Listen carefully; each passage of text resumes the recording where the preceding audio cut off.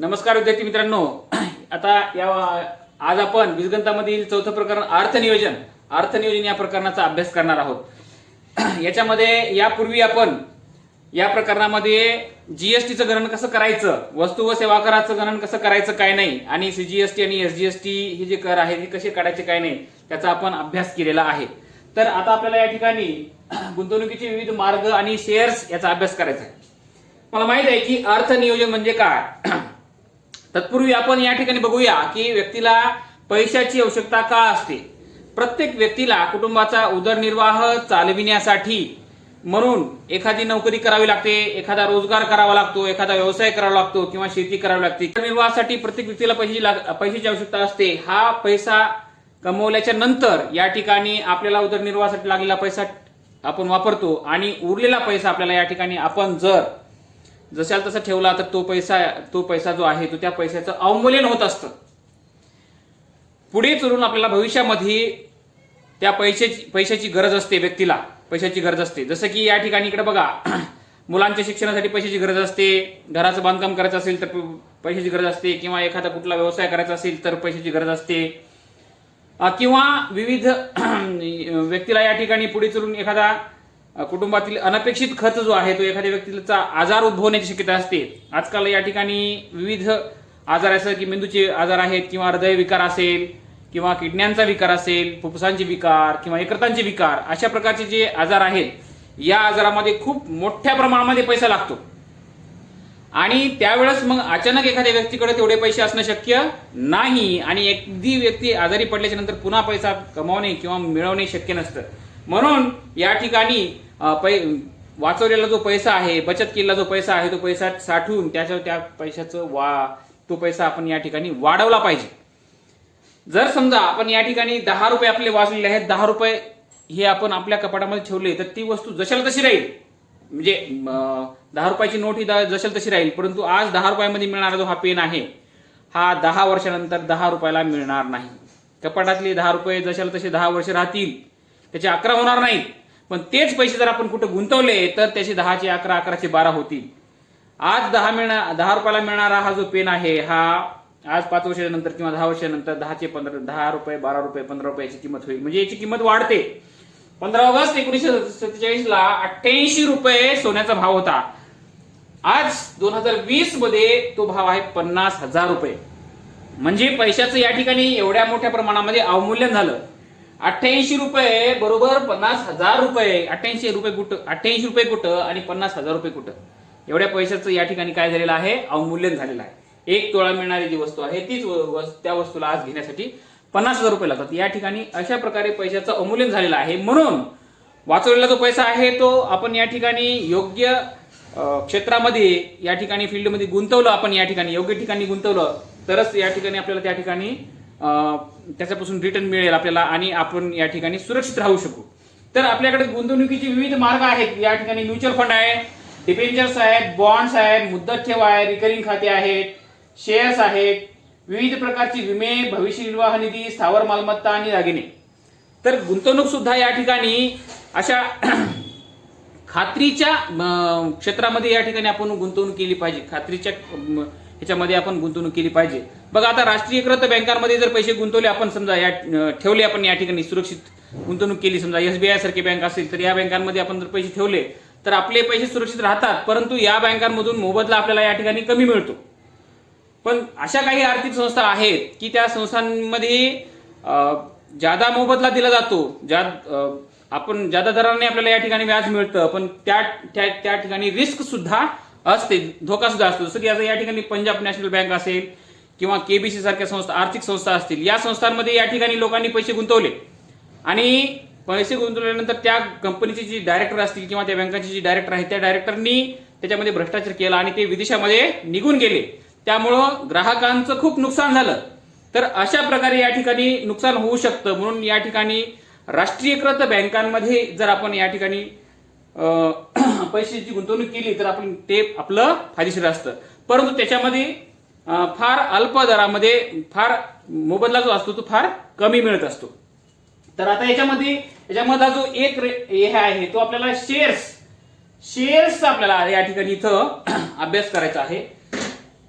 बघा, एखादा व्यवसाय जर थाटायचा व्यवसाय जर आपल्याला एखादा व्यवसाय करायचा असेल तर एक व्यक्ती जर करायचा असेल तर थोड्या प्रमाणामध्ये जर पैसे असतील, समजा 1,00,000 रुपये, 2,00,000 रुपये, 5,00,000 रुपये जर असतील, 5,00,000 रुपयाचं, तर एखादी व्यक्ती एक व्यवसाय करू शकतो. त्याला आपण प्रोप्रायटरशिप म्हणतो किंवा वैयक्तिक दुकान एखादं टाकता येते आपल्याला या ठिकाणी. पण जास्त पैसे लागत असतील, समजा 50,00,000 रुपये जर लागत असतील, तर एका व्यक्तीकडे तेवढे पैसे असणं शक्य नाही. म्हणून 10,00,000 रुपये किंवा 25,00,000 लाखाचे दोन व्यक्ती एकत्र येऊन या ठिकाणी भागीदारीमध्ये तो व्यवसाय चालू करतात. आपण भागीदारी म्हणतो किंवा पार्टनरशिप म्हणतो. अमाऊंट गोळा करतात आणि मग व्यवसायाला चालू करतात. पण एखाद्या व्यवसायाला एखादा मोठा कारखाना आहे, समजा साखर कारखाना असेल किंवा खताचा कारखाना असेल किंवा अजून कुठली ऑइल रिफायनरी असेल, तर अशा प्रकारच्या मोठ्या कारखान्यांना करोडोमध्ये पैसे लागतात. समजा या ठिकाणी 100 कोटी रुपये लागत असतील एखादा कारखान्यासाठी, तर एका व्यक्तीकडे इतके पैसे असणं शक्य नाही.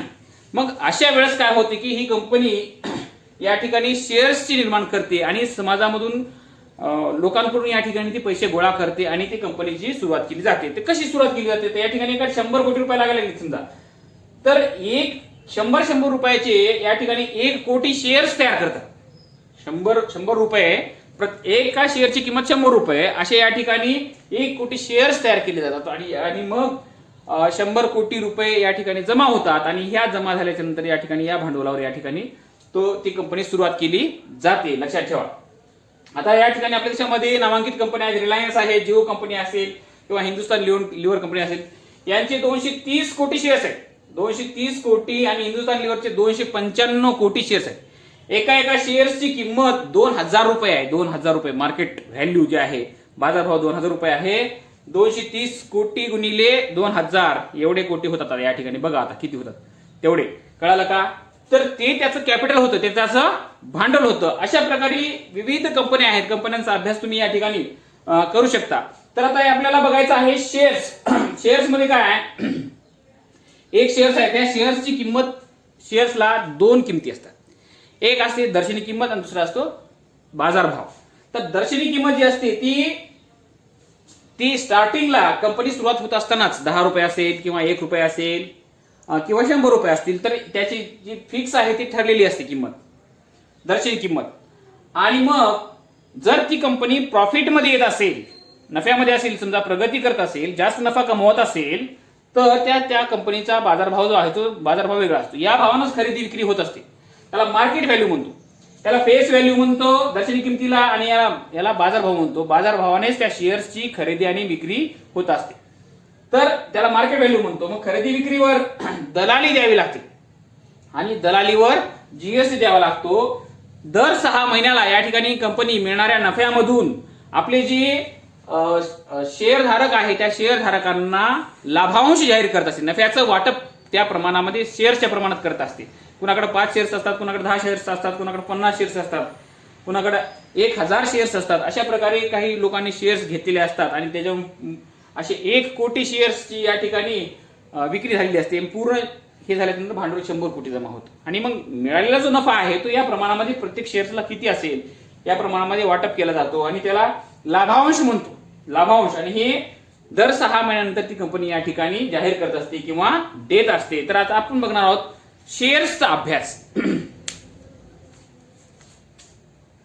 बघा आता सराव संच 4.3 मध्ये, सराव संच 4.3 मध्ये पुढील तक्ता योग्य संख्या किंवा शब्द लिहून पूर्ण करा. दर्शनी किंमत 100 रुपये आहे. सममूल्य म्हणजे त्या शेअरचा बाजारभाव आणि दर्शनी किंमत समान असते, म्हणून बाजारभाव सुद्धा किती असणार आहे? 100 रुपये असणार आहे. 100 रुपये. दर्शनी किंमत आणि बाजारभाव हे जेव्हा समान असते तेव्हा त्याला सममूल्य म्हणतो.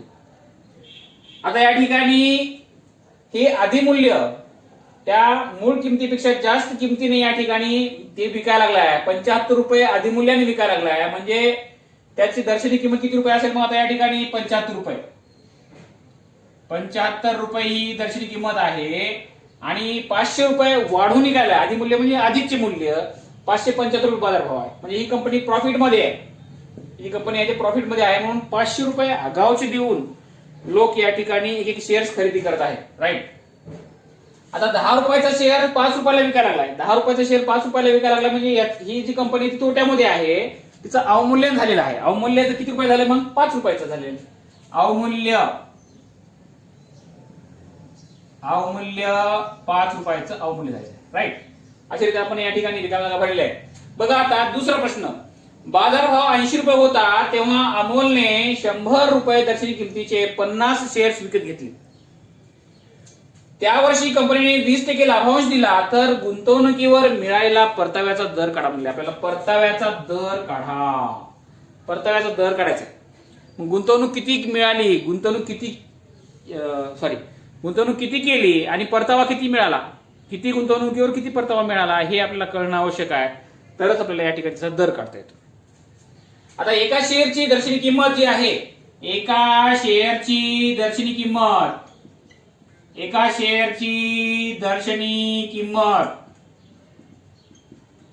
बरोबर 100 रुपये. राईट. मग आता असे किती शेअर्स घेतले? मग या ठिकाणी 50 शेअर्स घेतलेत. बरोबर आहे. आता या ठिकाणी एका शेअरचा बाजारभाव किती आहे? एका शेअरचा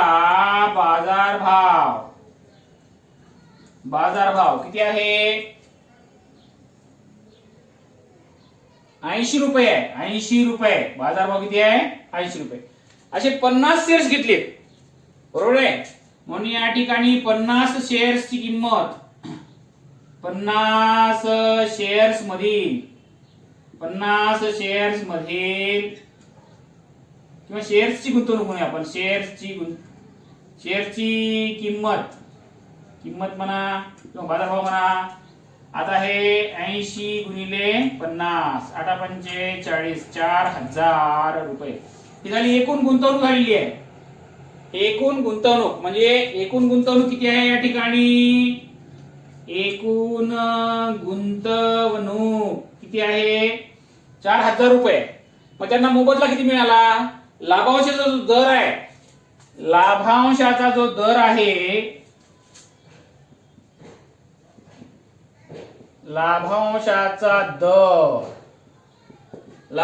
किती आहे? 20% आहे. आणि लाभांश हा दर्शनी किमतीवर देत असते. दर 6 महिन्यानंतर लाभांश जाहीर करत असते. मिळालेल्या नफ्यावर लाभांश जाहीर करत असते. समप्रमाणामध्ये वाटप करते शेअरच्या प्रमाणामध्ये. आणि ही किंमत ही दर्शनी किमतीवर दिली जाते. लाभांश हा दर्शनी किमतीवर दिला जातो. म्हणून या ठिकाणी एका शेअरवरील लाभांश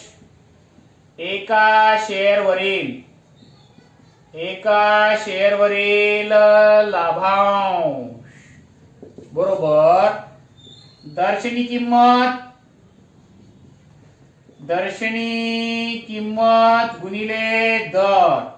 दर्शनी किंमत किती आहे? 100 रुपये आहे. दर किती आहे? 20% आहे. म्हणजे 20 रुपये आहे एका शेअरवरचा लाभांश. असे किती शेअर्स घेतलेले आहेत? 50. 50 शेअर्स वरील लाभांश बरोबर 50 शेअर्स वरील लाभांश बरोबर 20 गुणिले 50 म्हणजे किती आला? 1000 रुपये लाभांश झाला. म्हणजे मिळकत आहे, परतावा आहे, एकूण परतावा. राईट.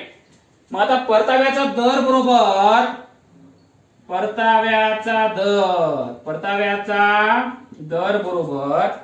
एकूण परतावा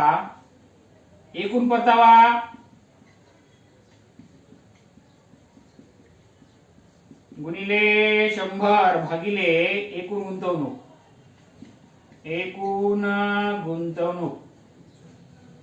एकूण परतावा किती आहे? 1000 रुपये आहे.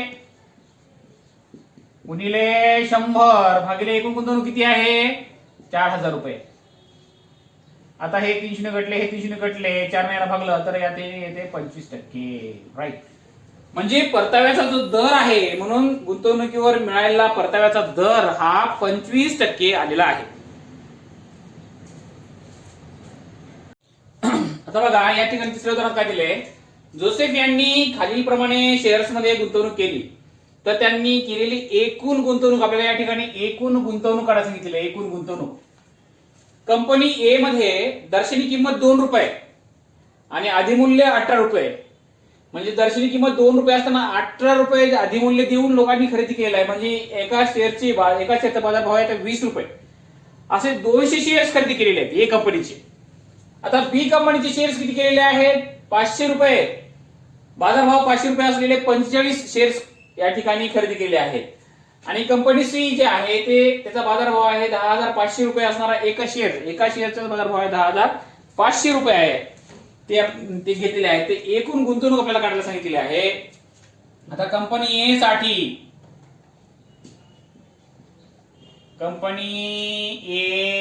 साठी राईट दर्शनी किंमत किती आहे? एका शेअरची दर्शनी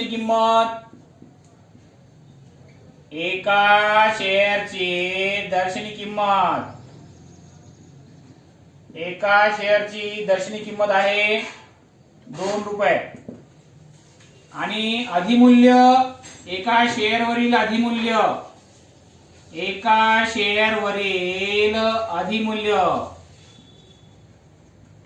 अधिमूल्य जे आहे ते 18 रुपये आहे. म्हणजे 18 रुपये जास्तीचे देऊन लोक खरेदी करत आहेत. म्हणून शेअरचा बाजारभाव बरोबर एका शेअरचा बाजारभाव जो आहे तो दर्शनी किंमत प्लस अधिमूल्य बरोबर या ठिकाणी 20 रुपये आहे. आणि शेअर्सची खरेदी आणि विक्री ही नेहमी बाजारभावानेच होत असते, लक्षात ठेवायचं. कळलं का? तर आता या ठिकाणी आणि लाभांश जो आहे तो दर्शनी किमतीवर दिला जातो. मग इथे असे किती शेअर्स घेतलेले आहेत? 200 शेअर्स. एका शेअरचा बाजारभाव 20 रुपये आहे. तर 200 शेअर्सचा बाजारभाव म्हणा किंवा एकूण किंमत म्हणा. आता या ठिकाणी 20 गुणिले 200 बरोबर किती येते? 4,000 रुपये. म्हणजे ए शेअर्स कंपनी ए मधील गुंतवणूक म्हणून कंपनी ए मधील गुंतवणूक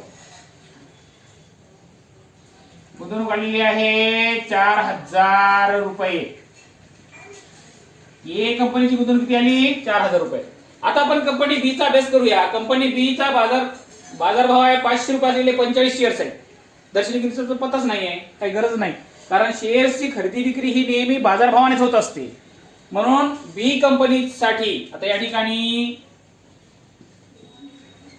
कंपनी बी साठी राईट एका शेअरचा बाजारभाव किती आहे?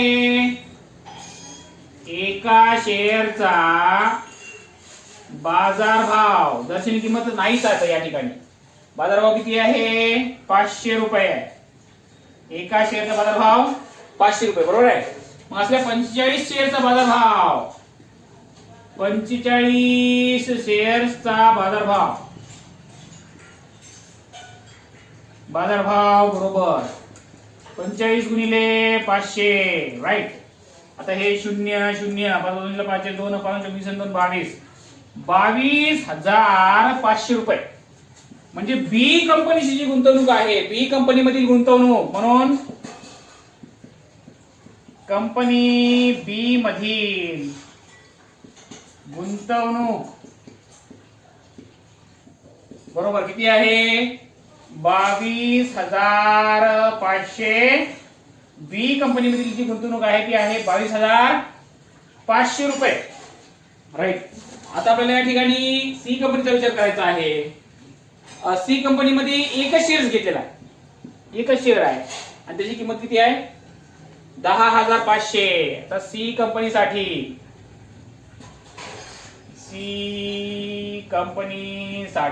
राईट. आता बघा एका शेअरचा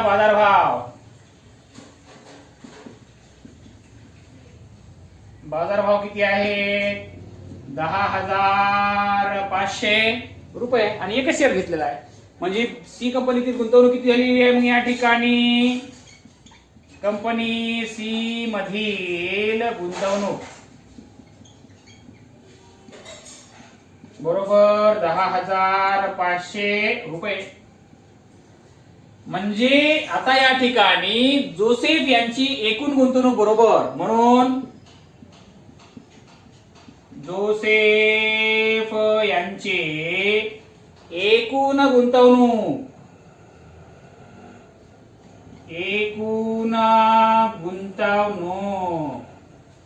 बरोबर 4,000 प्लस बी कंपनीची गुंतवणूक किती आहे 22,500 प्लस 10,500 राईट. आता बघा ते 22 आणि 10 32 आणि 4 32 आणि 4 36 36 आणि 1 37,000 रुपये एकूण गुंतवणूक आहे. सगळ्यांची बेरीज केल्यानंतर 37,000 रुपये या ठिकाणी जोसेफ यांची एकूण गुंतवणूक आहे 37,000 रुपये. बघा आता याच्या उदाहरणामध्ये श्रीमती देशपांडे यांनी 20,000 रुपये गुंतवून 5 रुपये दर्शनी किमतीचे शेअर्स 20 रुपये अधिमूल्य देऊन घेतले तर त्यांना किती शेअर्स मिळतील. आता ही कंपनी नफ्यामध्ये आहे का तोट्यामध्ये आहे का बरोबरीमध्ये चालली हे बघावं लागेल आपल्याला. सममूल्यावर आहे का अधिमूल्यावर आहे का अवमूल्यावर आहे. हे अधिमूल्य आहे. आपल्याला या ठिकाणी 20,000 रुपयामध्ये एकूण किती शेअर्स मिळतील नंबर ऑफ शेअर्स काढण्यासाठी या ठिकाणी एकूण गुंतवणूक भागिले एका शेअर मध्ये गुंतवणूक करावी लागेल. 5 रुपये दर्शनी किंमत आहे हो. दर्शनी किंमत किती आहे 5 रुपये आहे पण अधिमूल्य 20 रुपये दिले ना. 20 रुपये अधिकचं मूल्य देऊन या ठिकाणी खरेदी केलेलं आहे. म्हणजे एक शेअर दर्शनी किंमत प्लस अधिमूल्य म्हणजे 25 रुपयाला एक शेअर आपल्याला पडलेला आहे.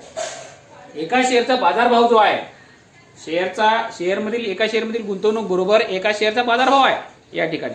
कळालं का. मग आता एका शेअरची दर्शनी किंमत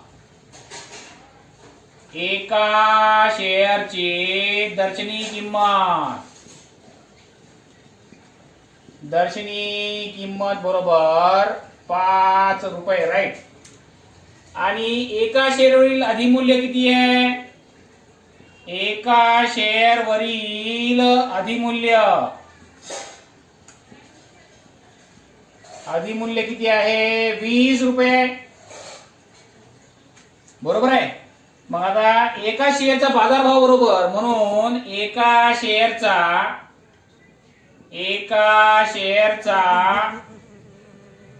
बाजारभाव बरोबर दर्शनी किंमत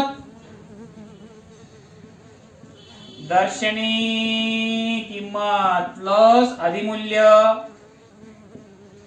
राईट. दर्शनी किंमत प्लस अधिमूल्य. दर्शनी किंमत किती आहे बघा. दर्शनी किंमत 5 आहे अधिमूल्य 20 आहे बरोबर किती येते 25 रुपये. म्हणजे एका शेअरची किंमत बाजारभाव किती आहे किंवा एका शेअर मधील गुंतवणूक 25 रुपये आहे. मग एकूण गुंतवणूक किती आहे एकूण गुंतवणूक बरोबर 20,000 रुपये आहे. आता शेअरची संख्या बरोबर म्हणून शेअर्सची संख्या बरोबर एकूण गुंतवणूक भागिले एका शेअरचा बाजारभाव किंवा एका शेअर मधील गुंतवणूक असं म्हणलं तरी चालतं. एकूण गुंतवणूक किती आहे 20,000 रुपये आहे. एका शेअरचा बाजारभाव किती आहे 25 आहे. 25 200 25 म्हणजे एकूण शेअर्सची संख्या जी आहे ती या ठिकाणी त्यांना एकूण शेअर्स किती मिळतील 800 शेअर्स मिळतील. 800 शेअर्स जे आहे ते या ठिकाणी मिळतील 20,000 रुपयामध्ये त्यांना एकूण 800 शेअर्स मिळतील. बघा आता या पंचोदान काय दिले. श्री शांतीलाल यांनी 100 रुपये दर्शनी किमतीचे 150 शेअर्स 120 रुपये या बाजारभावाने खरेदी केले. नंतर 7% लाभांश कंपनीने दिला तर गुंतवणुकीवरील परताव्याचा दर काढा. परताव्याचा दर जर काढायचा असेल तर एकूण गुंतवणूक किती केलेली आहे आणि परतावा एकूण किती मिळालेला आहे माहिती आहे. एकूण गुंतवणूक किती आणि एकूण परतावा किती मिळाला हे बघावं लागेल. आता एकूण गुंतवणूक किती केलेली आहे दर्शनी किंमत दिलेली आहे. दर्शनी किंमत 100 रुपये आणि 120 रुपये जो आहे तो बाजारभाव आहे. 150 शेअर्स घेतलेले आहे कळलं की नाही. आता एका शेअरची दर्शनी किंमत आणि लाभांश जो आहे तो 7%. लाभांश हा जो आहे हा दर्शनी किंमतीवर काढतो. एका शेअरची दर्शनी किंमत आपल्याला या ठिकाणी नोंदवणे आवश्यक आहेच. एका शेअरची दर्शनी किंमत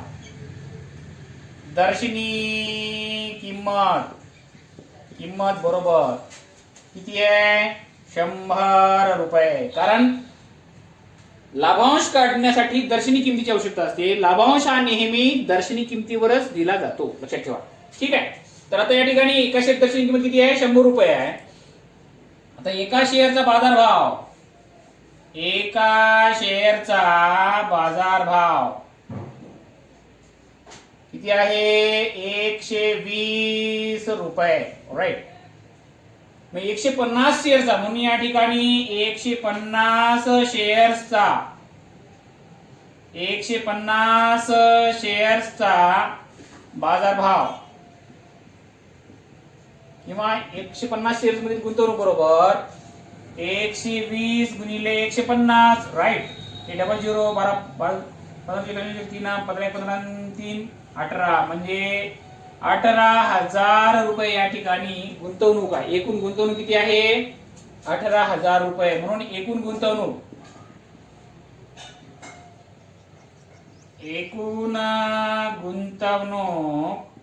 बरोबर 18,000 रुपये. गुंतवणूक आलेली आहे 18,000 रुपये.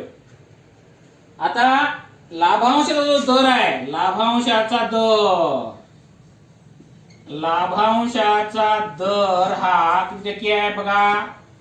लाभांशाचा दर हा 7% आहे. मग एका शेअरवरील लाभांश किती येते? एका शेअरवरील लाभांश बरोबर एका शेअर लाभांश बरोबर दर्शनी किंमत गुणिले दर, लाभांशाचा दर.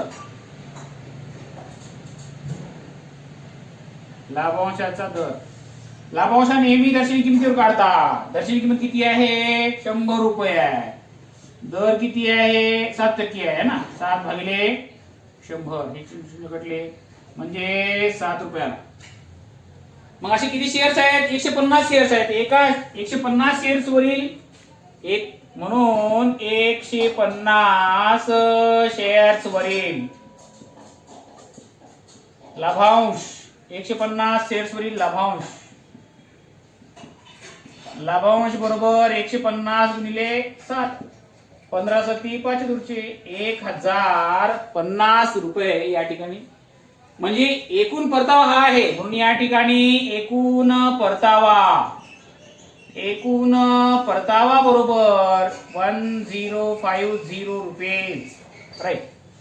आता आपल्याला काय काढायचं आहे? परताव्याचा दर काढायचा आहे. परताव्याचा दर काढण्यासाठी परताव्याचा दर बरोबर एकूण परतावा भागिले एकूण गुंतवणूक गुणिले 100. या ठिकाणी परताव्याचा दर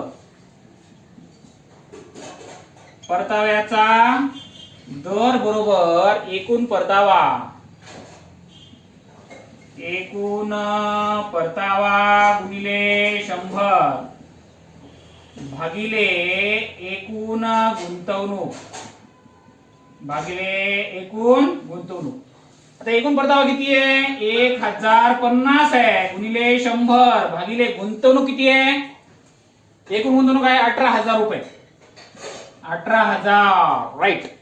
आता हे 2 शून्य कटले, हे 2 शून्य कटले, हा 1 शून्य कटला, हा 1 शून्य कटला, वर आलं 105, खाली आलं 18. राईट. 3 कटवा, 3 त्रिक 9, 1 उरला 15. राईट. आणि खाली 3 संग 18. बरोबर आहे. आता 6 ने बघा, 6 पंचे 30, 30 5 उरले 50 झाले, 48 दोन 20 झाले, 18 5.83% हा परताव्याचा दर आहे. बघा आता हे लास्ट अँड बेस्ट एक्झाम्पल आहे. 6वं उदाहरण काय? खालीलपैकी कोणती गुंतवणूक फायदेशीर आहे? दोन्ही कंपनीच्या शेअरची दर्शनी किंमत समान म्हणून सांगितलेली आहे. समान आहे, दर्शनी किंमत समान आहे. कंपनी ए साठी बाजारभाव 80 रुपये आहे आणि लाभांश 16% आहे. कंपनी बी साठी बाजारभाव 120 रुपये आहे आणि लाभांश आहे 20% आहे. तर कोणत्या कंपनीमधील गुंतवणूक फायदेशीर आहे असं आपल्याला विचारलेलं आहे. दर्शनी किंमत इथे दिलेली नाही पण समान आहे सांगितलंय. समजा दोन्ही कंपन्यांची दर्शनी किंमत आपण गृहीत धरू. पहिल्या कंपनीचा जो ए कंपनीचा जो दर्शनी किंमत आहे ती 100 रुपये. कळलं की नाही? समजा ए व बी कंपनीसाठी एका शेअरची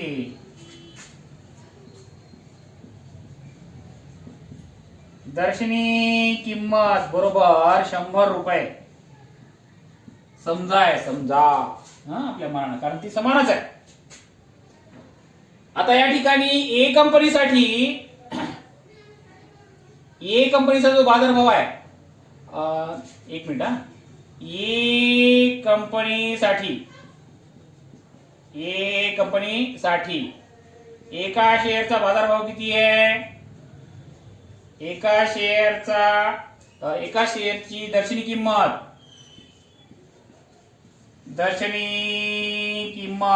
बरोबर 100 रुपये. राईट. एका शेअरचा बाजारभाव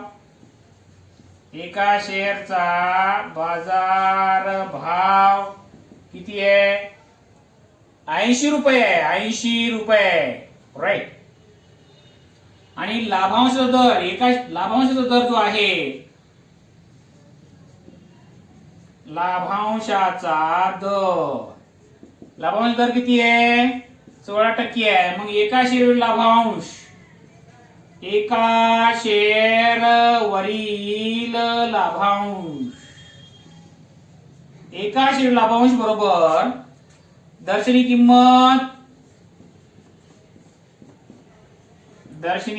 किंमत गुणिले लाभांशाचा दर.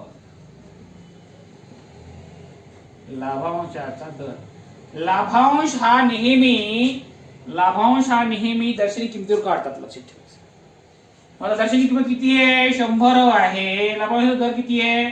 16% आहे. 16 भागिले 100, 100 कटले 16 रुपये.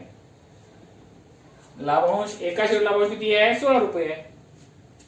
आता परताव्याचा जो दर आहे, आता ए कंपनीमधील परताव्याचा दर,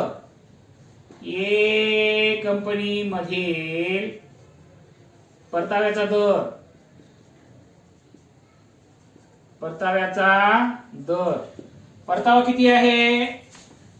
16 रुपये आहे. किती रुपये बाजारभाव आहे? बाजारभाव किती आहे? हो तर सूत्र लिहा ना. परतावा गुणिले 100 भागिले गुंतवणूक.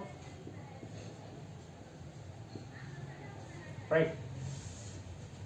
आता या ठिकाणी परतावा किती आहे? परतावा आहे 16 रुपये. राईट. आणि गुणिले 100 भागिले गुंतवणूक किती आहे? 80 रुपये. 0 कटला म्हणजे वर येते 160 भागिले 8, 20% आहे. किती आहे? 20%. लक्षात आलं का? मग आता बी कंपनीसाठी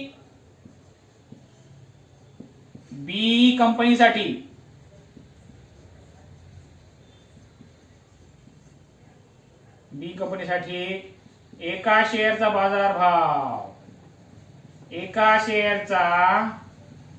बाजारभाव किती आहे? 100 रुपये आहे, कारण दोघांचा आपण समान मानलेला आहे. राईट. एका शेअरची दर्शनी किंमत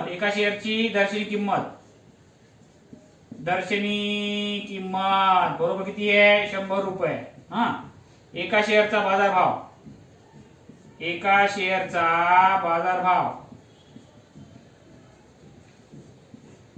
किती आहे? तर या ठिकाणी बी कंपनीसाठी 120 रुपये. 120 रुपये. लाभांशाचा दर किती आहे? लाभांशाचा दर किती आहे? 20% दिले ना 20%. बरोबर आहे. मग आता एका शेअरवरील लाभांश, एका शेअरवरील लाभांश काढण्यासाठी, लाभांश हा नेहमी दर्शनी किमतीवरच काढतात, म्हणून दर्शनी किंमत गुणिले लाभांशाचा दर, राईट. दर्शनी किंमत किती आहे? दर्शनी किंमत 100 रुपये आहे. लाभांशाचा दर 20 भागिले 100, डबल कॅन्सल, 20 रुपये आहे, राईट. मग आता बी कंपनीमधील परताव्याचा दर, म्हणून बी कंपनीतील परताव्याचा दर म्हणजे परतावा गुणिले 100 भागिले गुंतवणूक. म्हणजे बघा भाऊ, परतावा किती आहे? 20 रुपये आहे. गुंतवणूक किती आहे? 120 आहे. बाजारभाव, बी कंपनीचा बाजारभाव किती आहे? 120 रुपये. हे शून्य कटला, हे शून्य कटला, वर आलं 200 भागिले 12. 4 न कटवल्यानंतर या ठिकाणी 4 न कटवल्यानंतर 4 पंचे 20, 4 शून्य 4 त्रिकम 12, 3 न भागल्यावर दिसायला का बघतो एक मिनिट. हा, यस, 200 भागिले 12 आहे. हा, 200 भागिले 12 हा भागाकार केल्यावर पुढे आता या ठिकाणी याच्या पुढे इथे येते 200 भागिले 12 म्हणजेच 4 पंचे 20, 4 शून्य खाली येते 4 त्रिकम 12, 3 न भागल्यावर 3 1 3 2 उरले 3 संग 18 2 उरले 3 संग 2 उरले 20 झाले, 3 संग 18 3 संग 18 16.66%. इथे 16.66% नाही यायला लागला आणि इथे 20% परतावा आहे. म्हणजे कोणत्या कंपनीतील गुंतवणूक फायदेशीर आहे? ए कंपनीतील गुंतवणूक फायदेशीर आहे. लक्षात आलं का? 16.66%, 66% आहे, राईट, परतावा. म्हणून ए कंपनीतील गुंतवणूक, ए कंपनीतील परताव्याचा दर बी कंपनीतील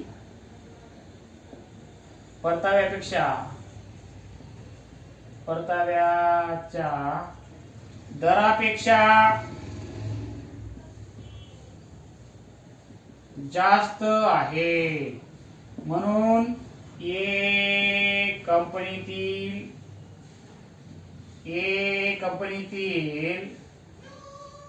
गुंतवणूक फायदेशीर आहे.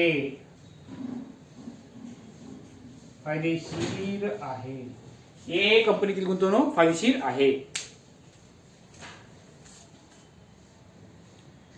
तर विद्यार्थी मित्रांनो, अशा रीतीनं या ठिकाणी सराव संच 4.3 संपलेला आहे. थँक्यू.